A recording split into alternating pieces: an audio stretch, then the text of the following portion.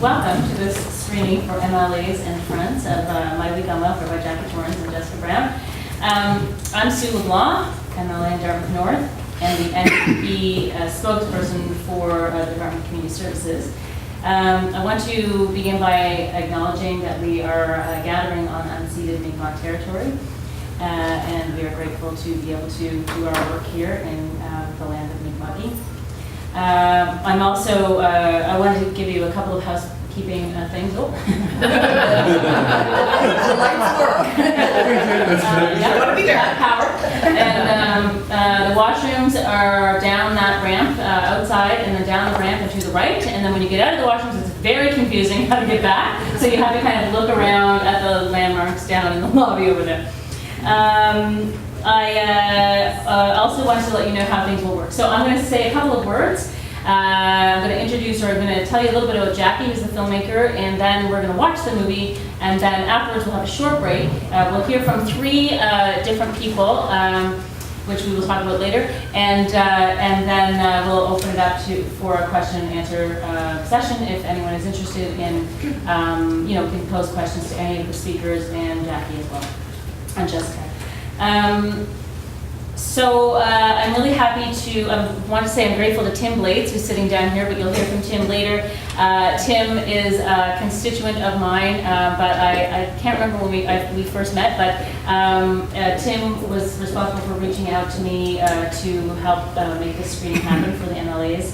And I'm happy to acknowledge that there are members of what was Benefits Reform Action Group and now is CASAR, the Community Agenda for Social Assistance Adequacy and Reform. And I think that adequacy part of that title is really important, and hopefully we can talk about that a little bit later.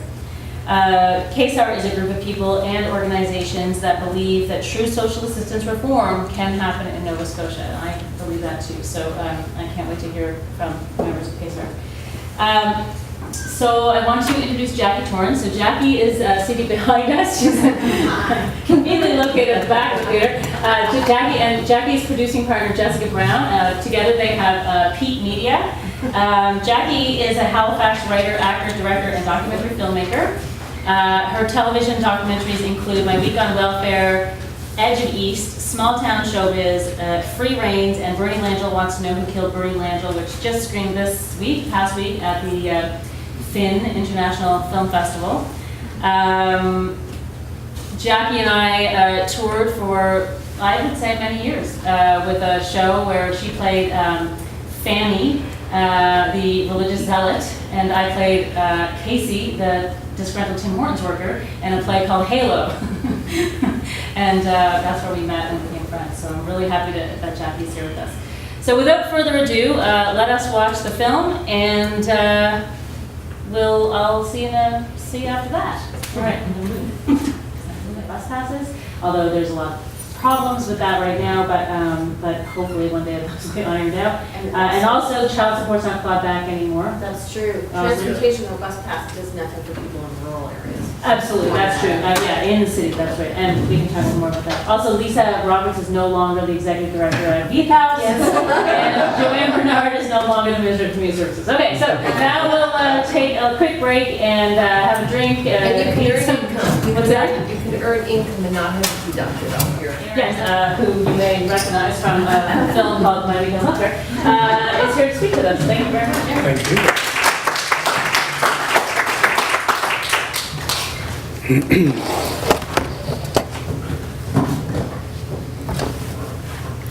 I always forget how short I am, and the thing is right in my face, so it's like, no, it's not going to work. Can you hear me all right? Yeah, perfect. All right. I'm going to stick fairly close to my manuscript to guard against my tendency to waffle on and go off on rabbit trails. Megan's giving me this look that she knows exactly what I mean. I'm going to be giving an overview, basically, of what we're talking about. And can you hear me all right, guys? Mm-hmm. Okay. And my colleagues will delve deeper into some of these issues. There may be opportunity to explore my assertions later during our Q&A time. I managed to remember to bring one file folder of documents with me, so Yeah, and before I forget, I must emphasize that Marie Antoinette did not say let them eat cake. She never said that.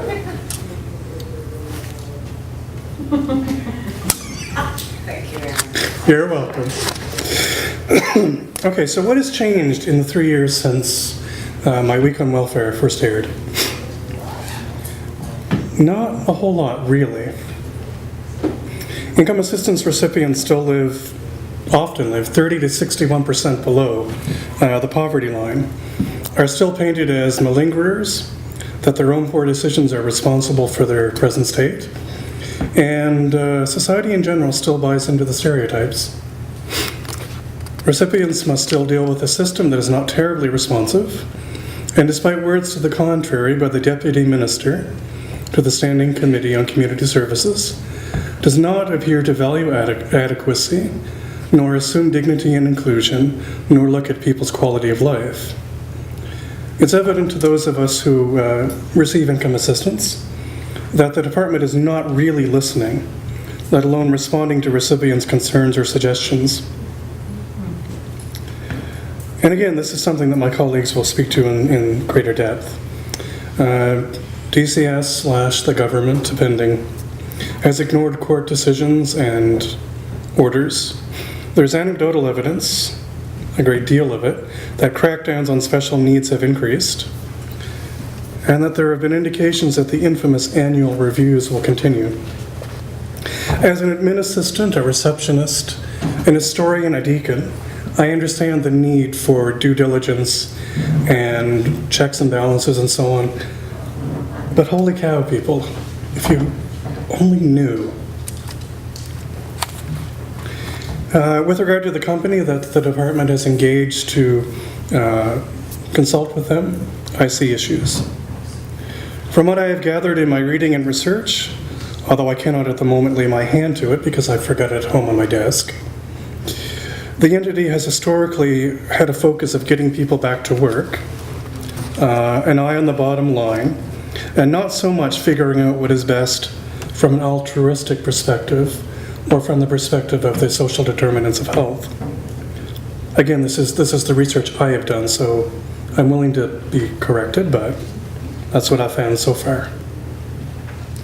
Again, this is in the context of 60 to 70%, possibly more depending on whom you talk to, of income assistance recipients being unable to work, or they've had their ability to do so degraded to the point that even though perhaps they can do some things, no secular, regular employer would really have the patience to employ them.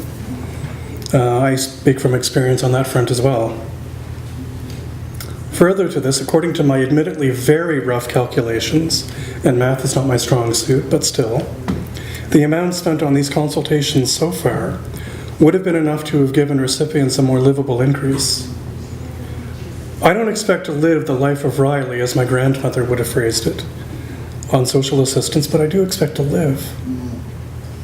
In the interest of time, I'll forego commenting on the bus pass debacle and the need to address the power, accountability, trust balance.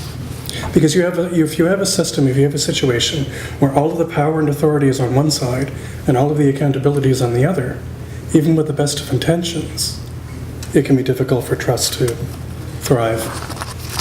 I dislike immensely talking about myself and of complaining, but I've been asked to do so here. On a personal level, in the years since the documentary aired, I've become something of a fighter, something of an advocate. I'm an ISFJ on the Myers-Briggs personality scale, which means that conflict or argument, fighting, anything like that is anathema to my very nature. Now, sure, like most guys, I enjoy a good tussle. I enjoy hitting the heavy bag, or I guess I should say I used to enjoy that, because I can't do it anymore. I enjoy the UFC. But fundamentally, I thrive on taking care of people, of creating and living amidst order and harmony. I'm a lover, not a fighter, as my grandfather used to say. The fact that I become a fighter an advocate, should tell you all that you need to know about what it's like to deal with the Department of Community Services, especially the ESIA section. And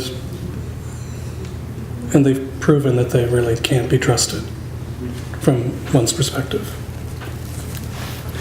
With regard to what it is like to manage with the amount I receive, these days I have $50, not 127, it's 50 now, left for my IA check once I pay my basic bills and make my tithe. That's for food, medicine, grooming and cleaning supplies, and everything else. I have to ration my food and my medicine to make them last. And my check will further decrease in October. I live in fear of an eventual rent increase, even though my landlord is awesome. And I live in fear of needing anything medicine-wise that isn't covered by the Nova Scotia formulary, because it will, quote, not be covered regardless of medical need, end quote. When a friend asks me to do something with them, the first thing that occurs to me is this: how can I get out of this gracefully? Because I can't afford it, and it's not fair to them to always be paying for me. I can afford to do one load of laundry a week, which means that my bed linen is changed once every 3 weeks or so, which is quite disgusting. There are clothes in my closet from what seems like another lifetime that I rarely wear anymore because they require special care. Even something as simple as coffee with a friend often requires some degree of advanced planning. Life's unexpected happenings can be a mini disaster, and the highlights can be tinged with sadness too. To make a long story short, I didn't get to my mother's funeral because I didn't have the funds for fuel.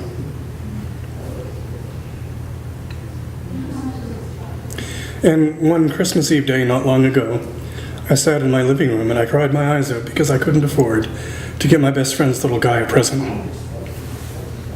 He had a birthday in August. He turned 5.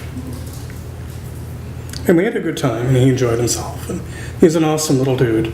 Some more energy than... At the end of the night, he went around the house thanking everyone and hugging everyone.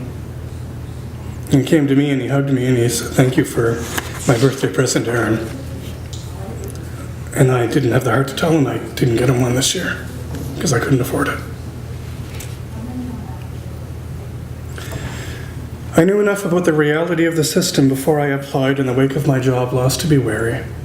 I grew up around people who had to depend on it. In fact, I contemplated suicide. I sat at my kitchen table for some time, contemplating a glass of water and 3 bottles of pills.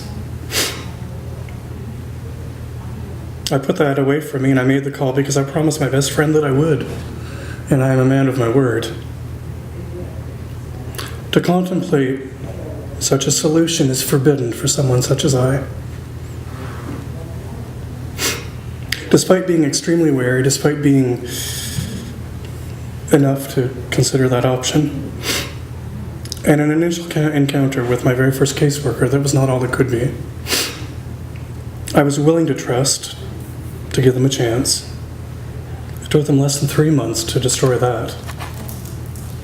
There are 2 main issues with regard to our social assistance system: an attitude issue and inadequate supports. Both could be addressed by such relative cost-neutral means as this: ceasing the practice of second-guessing clients' physicians' requests and diagnoses, an increase in the shelter allowances to more accurately reflect the average reality of the cost of housing, and allowing individuals to keep more of the money they receive from time to time, and invest in people through taking into account the social determinants of health. The department claims that it's transforming the system, that they're addressing these concerns, but in all honesty, I've seen few signs of that where the rubber meets the road, where clients and caseworkers intersect with the system. The consultations I've been involved with have been more like information dispensing sessions. than genuine dialogue, and even the increase to come in 2019 of 5% for those who are disabled would amount to about $40 or $50 a month max. It's better than nothing, but I think also of those good caseworkers who do care and who do try, who are stymied and frustrated by the current system, by unwritten policies and directives and assumptions that interpret and influence that which is written down, and which in some cases, some have argued, may even flout the very law itself. Many of those workers burn out and leave, or they become hardened. Hi, everyone. I think all professionalism has gone out the window at this point. So, my name is Megan McBride. I'm a social worker here in Halifax, and I have the lucky opportunity to be part of the Benefit Reform Action Group and the Community Agenda for Social Assistance, Adequacy and Reform. And that's what I'm going to speak to you about today, is this CASAR group. We've been active for about a year now. In December, we released a community agenda for our vision. When I say our, I mean folks who are living on income assistance and their allies, for what true transformative consultation could look like here in Nova Scotia. We picked apart things from different places, the process Ontario is going through, the work that was done in our own disability support program here in Nova Scotia, and we released an agenda directly to Premier Stephen McNeil and other folks who are involved in the transformation. We want a consultation process that is inclusive, respectful, and evidence-based. We want a system that's based on adequacy and human rights. Conversations that our group and other groups that I've been part of have been disrespectful and dismissive. And they've been disrespectful and dismissive of the experience of those hardworking, wonderful people who are living in poverty on income assistance right now. Generations of welfare policy has made this so. It has been violent, shaming, and especially so to people of color, people with disabilities, and those battling addictions. As a social worker, I deal with the social determinants of health, the things outside of our bodies that make us unwell. Things like housing security, food security, and access to recreation. A system that provides only $300 a month for shelter, or a whopping $535 if you have a disability, is not interested in sustaining people or encouraging them to thrive. The average rent in North End Halifax is $850 for a one-bedroom apartment, and this is in the area where many social housing projects are. A system that does not provide basic dental care is not interested in investing in human potential. A system that allows a whole family to go hungry because one family member was fired from their job is not interested in ending intergenerational poverty. CASAR is concerned with the realities and processes that have taken place for this ESIA transformation, a process that has taken place behind closed doors, even to the dedicated advocates who are here tonight. Again, I'll echo what Erin has said. What can you do to help us? You can read our agenda, which can be found online under the Community Association of, no, wrong one. The Community Agenda for Social Assistance, Adequacy and Reform. You can ask questions in question period. You can speak to folks like Brandon Grant and Lynn Hartwell about what is going on in the transformation, and you can let us know because we are all still wondering. So that's all I'll have to say. I'm going to invite Tim Blades up to talk to us for a few minutes. Thank you.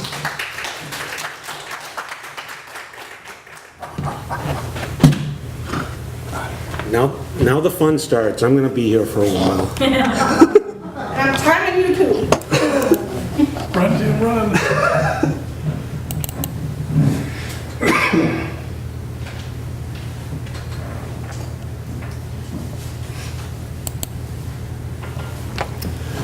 Okay, good evening, everyone.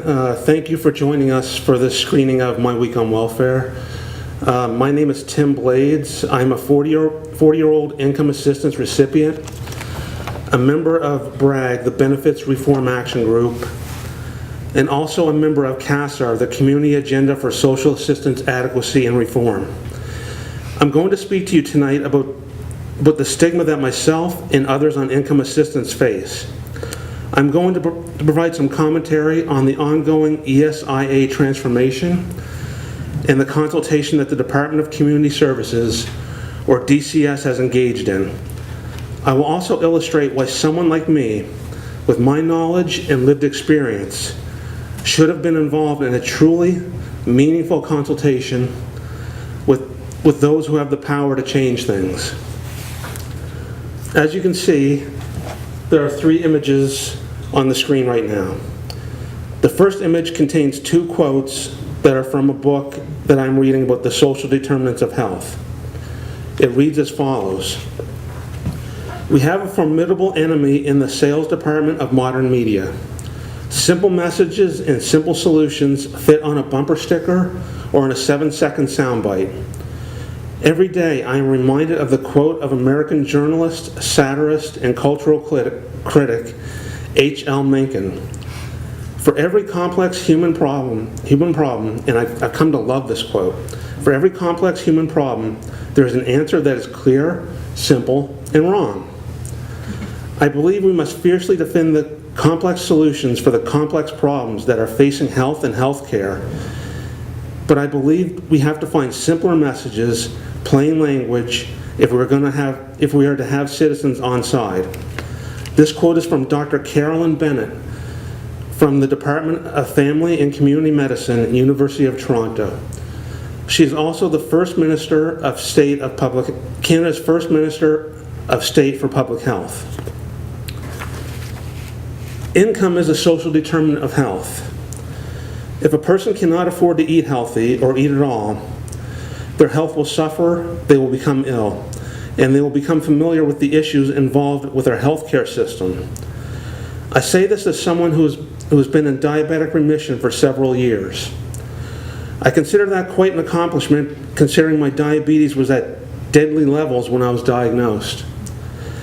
I spent my entire hospital stay in a hospital staff break room. On July 19th, I was interviewed for an article in the Star Metro regarding some announced changes to Nova Scotia's ESIA program. In that article, I said, "It's not enough. It's not even close to enough." I shared the article to my Facebook timeline. The second image, Red Fox, was posted by someone as a response to my statement. To be clear, I am grateful for the changes that have been implemented. However, I do stand by my statement. These changes are not enough. Effective October 2018, ESIA recipients will lose their transportation expense. That's if they were lucky to have one in the first place. This is due to the implementation of the new annual bus passes. With criminally low income assistance rates, many ESIA recipients use a portion of their transportation expense to buy food. This loss of their transportation expense amounts to a cut in their food budget. The fact that there is a 2 or 5% increase coming in the fall of 2019 is of little comfort to people who are starving now. Currently, 50% of Feed Nova Scotia clients are ESIA recipients. The consultation that has taken place is not enough. When groups such as CASAR request to have time with the Premier or the Department of Community Services Minister, we are forwarded to the Executive Director of the ESIA program, Brandon Grant. Mr. Grant, by his own admission, doesn't have the power to make changes. We are thankful for his time, but he is not the person we need to meet with. The third image is a quote from a CBC article dated June 20th, 2018, attributed to Deputy DCS Minister Lynn Hartwell. It reads, "The best path out of poverty is a job." Allow me to give you a simple message in plain language. Images 2 and 3 are clear, simple, and wrong. Allow me to illustrate why. I coupon. I'm involved in a few points programs, and I often take advantage of rebates. I belong to several local couponing Facebook groups where people share information on deals and coupons. If I become aware of a free sample or a free product, I order it. I love couponing. It makes my life easier because it allows me to save money and to help people. If I can get something for free or a few pennies, I get it. Anything I don't need, I give away. Sometimes I donate things to the food bank, but usually I give stuff to a small group of people. The small group of people that I help is fairly diverse. There are people who are disabled, on welfare, and unable to work. There are people who are on welfare while also working. And contrary to what images 2 and 3 would have you believe, some of the people are working full-time and not on welfare. They are, to steal a quote from Mr. Fox, on their feet, working full-time, and yet they are suffering from the trappings of poverty, such as poor quality housing. The working poor are heavily taxed, and some are single parents who work full-time. Not only are they taxed, but they pay for childcare and are charged in other ways. A friend of mine, a friend that I help, makes over $20 an hour and is a single mom, and deals with an ex that often isn't very helpful towards her. This is someone who has been denied certain forms of help because on paper, she makes too much.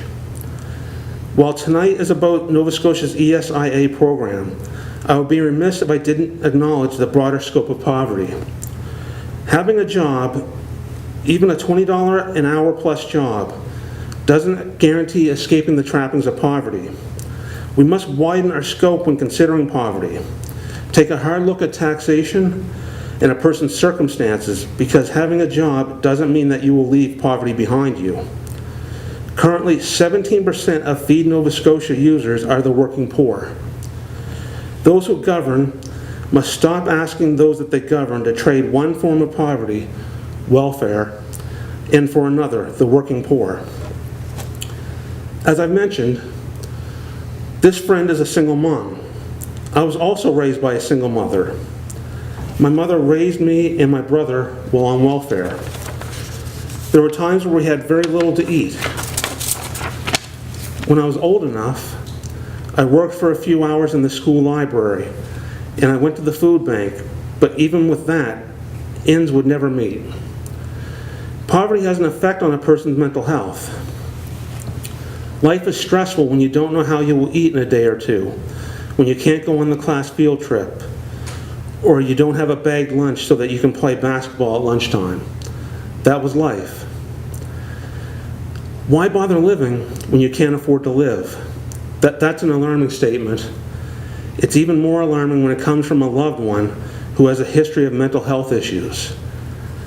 If you have any knowledge of the ESIA program, you know it's unfortunately common to have paperwork mysteriously vanish at DCS offices. Now put yourself in the shoes of someone suffering from a combination of mental and physical health issues, and you pass in whatever paperwork your caseworker asks for, and it vanishes. And then you lose your special diet or phone expense because someone at DCS says you didn't get the paperwork done. Then imagine that you have no one to advocate for you. You don't know what agency can help you because the illness you have leads you to socially isolate yourself. This happens. As I've said, I was a child on the system. Dealing with my home life, which was complicated by poverty, caused me to contemplate suicide as a child. I had ulcers at 8 years old due to stress. I grew up in the 80s and 90s. According to a recent Chronicle Herald article, 806 Nova Scotian children were hospitalized in 2016 due to mental health concerns. As an adult, I still suffer from anxiety and depression. Looking back at my childhood, I know having just enough money to not worry about food, just enough money that getting a dental procedure didn't mean going without food for a few days, just enough money to have adequate clothing would have made a big difference in my life and would have given me a better foundation to start life on. About 2 years ago, I learned about the 100% child support clawback for ESIA recipients. Until recently, if you were on ESIA and you were supposed to receive child support from your ex, you didn't get a dime of it. 100% of it went to the Department of Community Services. The Department of Community Services. Like most people, I was outraged to find this out. I wrote an article for the Nova Scotia Advocate that also includes excerpts by Jackie Torrens. I am particularly proud of this article because I feel it helped start a movement. It wasn't until sometime after my child support article that I realized the child support clawback existed when I was a child. With everything I went through in my childhood, even if my father were around and wanted to help financially, he couldn't. It would have been all taken away, all in my battles with poverty. This revelation was reflected during a speech I gave on October 4th, 2017, during a My Week on Welfare screening. After that, some fellow activists joined me, including the Dartmouth North MLA. We went door to door with a petition and heard other people's stories about the clawback and ESIA in general. When the Premier became aware of the clawback, he called the practice unfair. The child support clawback was ended in August 2018. I've learned recently that Nova Scotia Housing, a division of the Department of Community Services, counts child support as income when calculating tenants' rent. Thanks again for coming out tonight. This is our 6th screening of My Week on Welfare in 15 months. We have one 5 days from now for the Canadian Mental Health Association that is just for their members. We also have another on October 30th, 6:30 p.m. at the Sackville Public Library. This one is open to the public. These nights came about because I had an idea and 2 other colleagues had an idea, and we put those ideas together, and these My Week on Welfare screenings are what we came up with. Through these nights, members of the audience speak up and share their stories, they ask questions, and in some cases are able to get help with the struggle they are having with the Department of Community Services.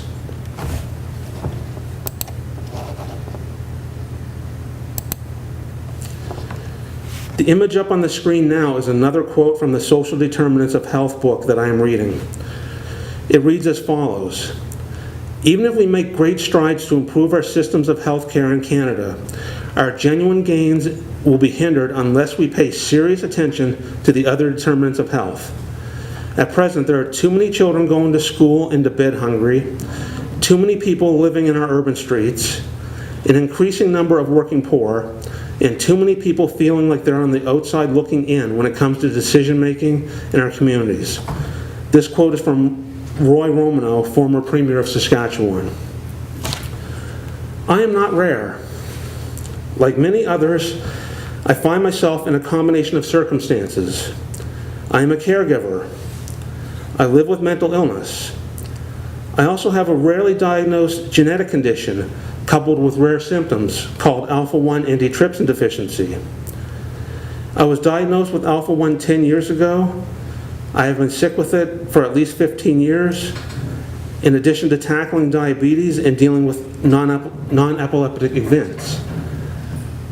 And I've never stopped trying to get help for my alpha-1, including meeting this advocate, putting myself out there, going to this conference, meeting people. And another thing, advocacy works. It works. Woo! Let's not forget that.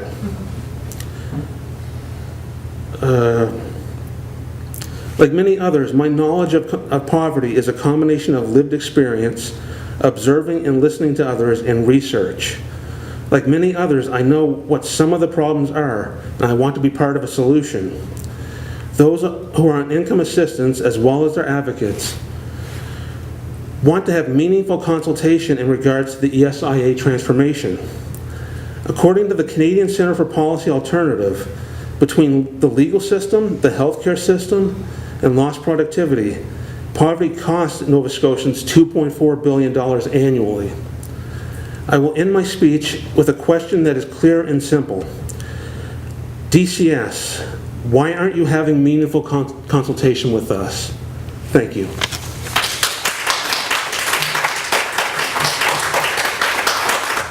Hey, hello again, everyone. I'm looking for some indication on how much time we have. It's 8:47. Okay. Maybe like a 10-minute tops? 10 minutes tops. So I will set down some ground rules. I hope we can all be respectful, especially of those here who are living with lived experience. They're telling you their stories from their own lived experience, and that absolutely needs to be respected, and if it's not, I'm going to cut you off. Much better than Indeed, please. Okay, I promise. Okay, so do we have any questions, either of my fellow panelists? I'm open to taking those now. And also questions for Jackie and Jessica, possibly? Yes, absolutely. Questions? I have a question for Jackie. Okay. I was wondering about, is it the first person that you live with, Charisse? Is that her name? Charisse. Yeah, what's she up to now? Charisse, for a while, actually was working with a lawyer at her law firm and is now working in the Halifax Public Library System, and is also an anti-poverty advocate as well. And has come on, when we've had different week on welfare screenings, has come and done Q&As as well. She's an awesome person. And Caden's really tall now. Yes. Can I just say how inspired I am to hear both Aaron and Tim speak? And I think Tim's absolutely right when he said that article he wrote helped spark a movement. I think the thing that's so inspiring is that Tim's work and Aaron's work has actually helped lead to change.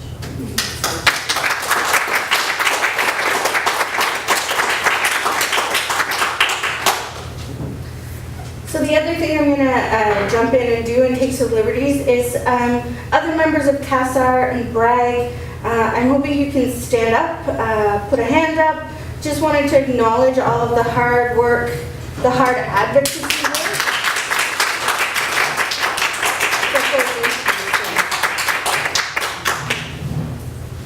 Can I ask how can people who are working in government, it's such a hard job. I can't imagine everything that you have to deal with all the time and many different people coming to you all the time. But how can we make people in government care about this issue when there are so many things to care about? Well, my name is Barbara Adams. I'm the MLA Regional Passage in the Community Services Curriculum. For me, as a health professional, I had been hearing a lot of these stories all my career anyway, but when I became an MLA, as constituents come to you one-on-one into the office and you delve into their personal struggles with DCS or any other department, you get engaged at that level, and then, as I was saying earlier to the other lady, I apologize, I can't remember her name, it's always a question, is it the policy and procedure that's in place that's not being implemented correctly? If it is, then we need to advocate for a change. But sometimes I get a lot of calls about DCS issues. It is the #1 complaint to the ombudsman. It's 25% of all the complaints to the government. So in an individual case, I get engaged at that level, but I'm always asking myself, okay, if you're having this problem, then who else is having this problem? And I'll just reference the telephone. A lot of calls from people who've lost the right to have telephone coverage because they no longer are deemed to have a medical issue. And of course, that got me thinking, well, how many other people don't have phone costs covered? And it turns out that 0 have phone costs covered. Well, that makes 0 sense to me as a health professional, because if we're making every government application process, you have to do it online or you have to call in, then why is that not considered a basic necessity along with food? So in terms of caring, I think it's when the constituents come to you one-on-one, that's where my heart is drawn in first. And then the next level up is, if I can help this person, then there's probably a whole group out there. And so I think it's continuing to raise, that video was beautiful. I can tell you, 34 years of listening to those stories, that was a perfect rendition of what I hear people going through. So I applaud you because those two were perfect examples. Sorry, I'm just gonna, Yes. sorry. So just the answer to the question is just, it's the one-on-one individual people who come to you looking for help. That for me, it is the biggest motivator of all. So the more you tell those stories, I think to me that's where the engagement comes from each of us. I think many. I'm sorry, there's someone waiting in the back. Sorry. Wrong- No, please, we should have our MLA speak first. No, I'd like to hear from you, thank you. And I'm the boss, so gotta go. This is a great opportunity, like, I can speak, but please allow Ryan. Okay, being an immigrant here, I'll make it very quickly. I have seen the extreme level of poverty and where it can go when the government doesn't care. And believe me, you do not want the young children that are going hungry today to start coming and knocking on your doors, because if it's one-on-one you want, we can arrange that someday. And hold a bowl and say, we're hungry today. And there's a lot of them. So you don't want that. What we do need changes was what I noticed when I've spoken to a lot of people. I'm at the grassroots level of engaging and helping people's basic needs. When a mother runs out and all she contacts me for is enough baby formula till the 20th of the month, there's something wrong with the system. She's not asking for any luxuries or anything for herself, baby formula till the 20th of the month. And I've had several moms ask me just for that. Another thing, I came across two sisters. Because one sister needed care, she was now under 100 pounds, I needed boost, but because the other sister decided to take care of her, her social system got cut off, because they're not allowed to live together. There's something wrong with that system. It should not penalize people who want to help each other or just barely by living together survive. So that you do have the power to change. The level of penalization that goes around for people who are trying to survive and you turn it into like scamming the system is wrong. So you do have the power to change it. That's it. Thank you. Anyone? Oh, I think many people in government care. I don't think anyone gets into government without caring. I think once you, to understand, it's like I can't completely understand how someone who is on income assistance, how hard their life is. I can empathize and I can understand it, but I don't have that experience. So the experience of being in government and understanding it's bigger than all of us. It really is. But there are many good people in government who are trying to make changes. But I think as individuals, we all come from different experiences and have different interests and different things that make us work and define who we are as persons.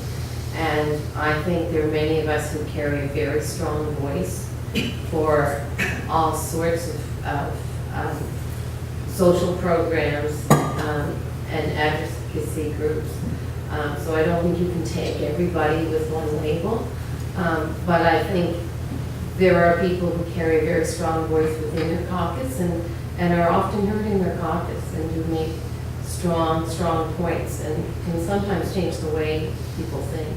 So I urge you to work with, instead of against, sometimes if you, and I don't want advocacy and passion to be mixed up with anger, but because But they sometimes often it does go together, justify it. especially when you're hungry. Yeah, but I think we create a better atmosphere if we can work together. Which is exactly why we're hoping to speak to more folks about our agenda, which is exactly why we hope that all of you MLAs here will encourage our Premier to meet with us, as well as the Minister of the Department of Community Services to meet with us, because all of our requests to do that have been denied. So I think that we do envision a situation that is clearly laid out in our agenda on how community government and other stakeholders can work together. So I saw Jody with a hand up in the back. I just have a couple of comments. One, experience is huge. When you experience something, you understand it better. And I know there's been challenges out there for the MLAs to live on assistance, live for a week. So that would be one great way, maybe to understand us a little better on what we went through. Two, I'm ashamed to stand here and to try to put this across to everybody. $575 shelter allowance and $275 personal allowance is criminal. We should not be here, we should not be arguing, we should not ask for change. Everyone in these seats, we know the difference, and we should be making these changes. 5% coming up right now is an insult, and any person in this room that thinks that anybody can survive on $275, you're wrong, and you're not in a position you should be in, because you should be fighting for us. Thank you. Thank you, Jody. Any other comments? Do you think, I'm really struck by what this MLA said. I'm really glad for any MLAs who's in this room, by the way. I'm really appreciative of you being here.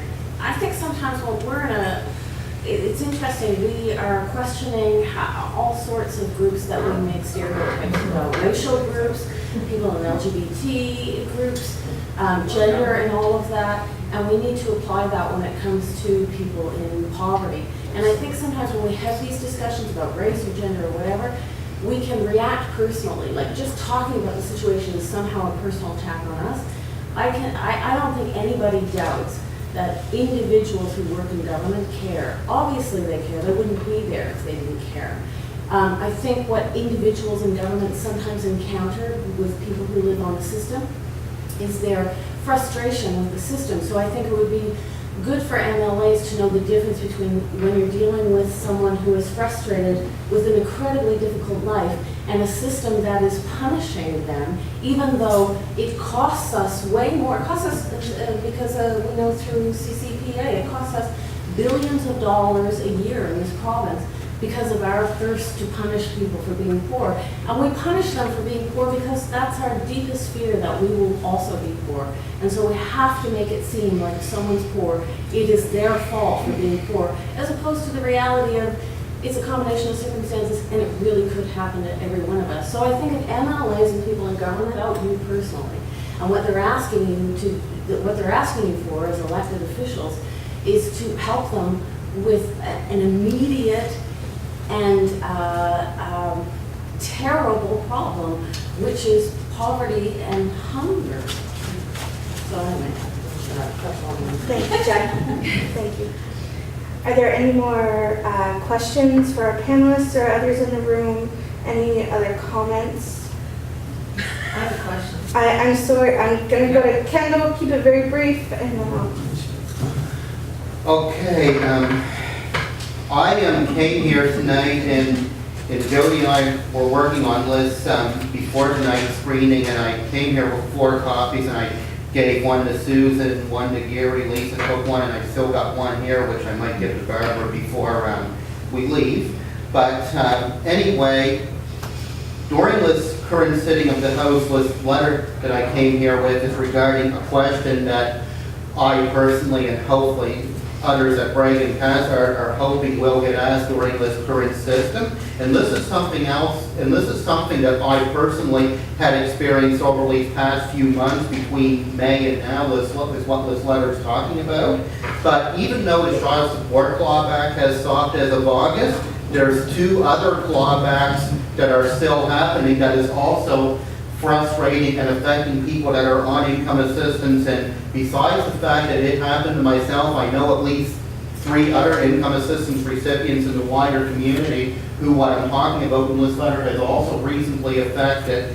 And I recently written a letter to the Premier, and I've rewritten it after our last Bragg meeting, taking Bragg's name out of the letter and making it sound like I've written it myself, in hopes that soon Robert will be posting it in the Nova Scotia Advocate. But of course I have to wait and see what he says there. But anyway, instead of reading this off to keep time short, what I'm personally asking in this letter is during this sitting of the House, whether it's Barbara Adams, who's the PC critic, or Susan LeBlanc, who's the NDP critic, to please ask a question about the CPP clawback for number one, because that's still clawed back at 100% from income assistance allowances. And also, when you're on income assistance and you receive employment insurance, that's clawed back at 100%.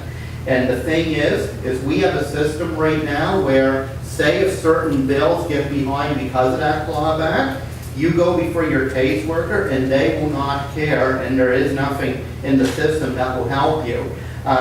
Either that, or if the caseworker does decide to help you, it will go on your check as an overpayment, and you'll have to pay it back $45 a month. And I'm personally worried about a couple of my bills that recently got behind because of my EI being clawed back over the past few months, and the upcoming battle I'm going to have with my worker. I was even advised not to appeal the fact that my EI got clawed back to the Income Assistance Appeal Board. This is your copy, Deb. Thank you. I gave Susan the red, Gary one. Yes, Kendall. Thank you, Kendall. And Lisa Thank one. you very I'll give much. this one to you, because you're here. Yeah? All right. Sorry, Lisa, I'll come back to you. I just wanted to sort of say, so I'm also blown away with all the advocates here, because really, when Jackie and I did the doc, what really struck me was the expectation of the folks who are struggling on income assistance, whether it be also with physical disability or mental illness. It's all on them to figure it out, and that's a hell of a lot to put on someone. I mean, I thankfully don't struggle with those things, but I don't think I could make heads or tails of it, frankly. So I hear the idea that constituents should come and speak, but there's also a bit of maybe working and outreach to them too, because really putting it all on folks who are already struggling. calls. I make those calls. Yeah, I'm not saying on a regular personally, I'm basis. just saying like, you know, with in general, like it's, you know, it does seem like a lot of folks have to take on their own battles and they might not be able to do it. And, you know, really, I'm impressed by those who can. Thank you.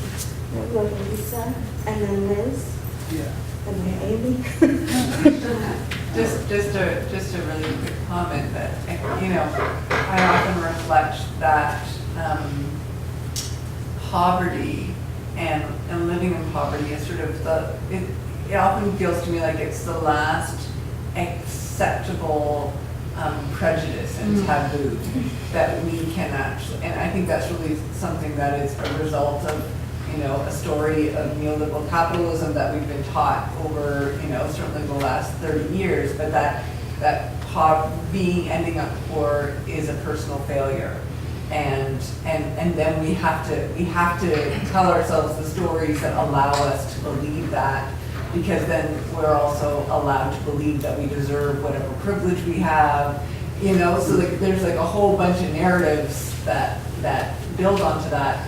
And so I think that makes it creates a lot of friction when it comes to government changing, because you're fighting against that story. You're fighting against those stories. And in fact, there's many, you know, there are many reasons why people are poor, including intergenerational, systemic. I mean, I often been thinking about it lately because I'm the natural resources critic, and that's led to thinking about who got land grants in Nova Scotia, right?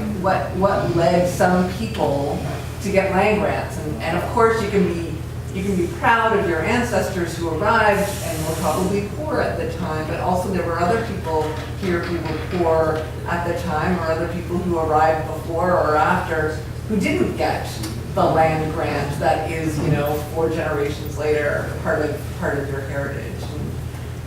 But we tell ourselves these stories, and that's what income assistance recipients are having to, they're telling us new stories and different stories. And that's really where the power of first voice is. Yes. Thank you, Lisa. I'm going to go to Liz and then Amy, and then I'm sorry, folks, we have to cut it off. So Liz? I just, listening to, I'm really happy that there's some MLAs out tonight. I think, just listening to, I think Barbara, it was you that had mentioned about wondering if it was part of the problem was that policies weren't being followed, or something to that effect. I'm sorry, I don't know if it was you, but it just made me think, so as the MLAs, you guys are in or out of government, but the system still carries on. And I'm curious, when you mentioned how many complaints came that were complaints about the income assistance system, because from personal experience and from people I know who live in poverty, a lot of it, sometimes what people are up against are simply being denied help that is in the EI, the mandate to provide, and that for some reason is being denied. And sometimes it seems like there may be, sometimes it seems like there's policy directives at play. It's hard to tell what's going on. But so as an MLA, you may not see that, because you can look right now what's happening, what changes are happening, and say, oh, well, it's better because people are getting bus passes. But as Tim pointed out, well, that bus pass, that's $78 now, that's not in somebody's pocket. If you're on income assistance and you're not working, you probably don't need a bus pass every day, depending. But you might take that $78, you might buy yourself some bus tickets, and then you would have some discretionary spending, which most would probably use for food or bills, right? So stuff that seems like, okay, well, this is taken care of, it's over here, that's already dealt with, it's often more complicated than that. And it is, there's a problem in how the system is, services are delivered. That's why it's, again, so important to include the first voices, because they have the knowledge. They're the ones that have to live out the reality of the policy. Yeah, and I think that, like, a lot of people, the group here that we're representing are really asking for transparency. We're really asking for the people in government to sort of make a commitment to this idea that that people be treated fairly, that people be treated sorry, I just lost my train of thought. But that, people aren't really out, most people aren't really out to take advantage of the system, because frankly, really, it'd be a lot of work to, to milk the system for $100. Really, like, it's kind of this whole idea that everybody's just out there to get something for free. Well, there's other ways. I guess if you want to, 3% of people on the system commit welfare fraud. Most of that is out of necessity, like not telling your worker you've got an extra $20 so you can spend. More people cheat declaring goods across the border, 22% than actual welfare fraud. Thanks, everyone. I'm going to go to our final comment, Miss Amy Moonshadow. Hi, I'm Amy Moonshadow, Chair of the Community Outreach Network, and we've been working on this for 30+ years. And we're so happy that Bragg and Cesar came up to pick up the mantle of doing specific things with the income assistance reform now. And so community advocates is spending their efforts on housing and shelter and such. And our meetings are on the third Thursday morning of the month at the JBO, the Joanna Bialski Center, which is in the basement of the McDonald building where the North End Clinic has all its facilities now. And this lovely woman is the infrastructure queen of it all. And so I'm going to be away in Toronto at the Voice of Women for Peace annual general meeting with Rana. And so don't we're going to postpone the meeting, and when I get back I'm going to be raring to go because I have all this energy from I don't know how many hundreds of women. Thank you, Amy.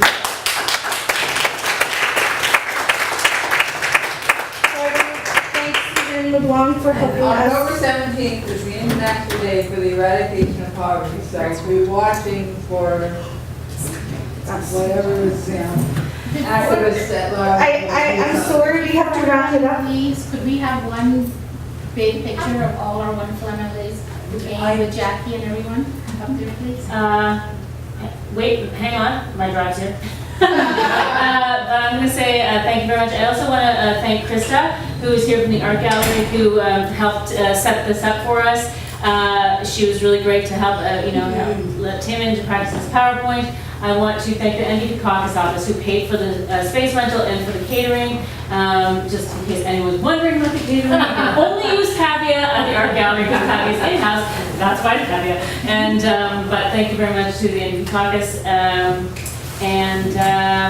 Thank you very much for coming. Thank you guys very much for coming. And thanks again for Jackie and Tim for making the film. And Tim for Jackie.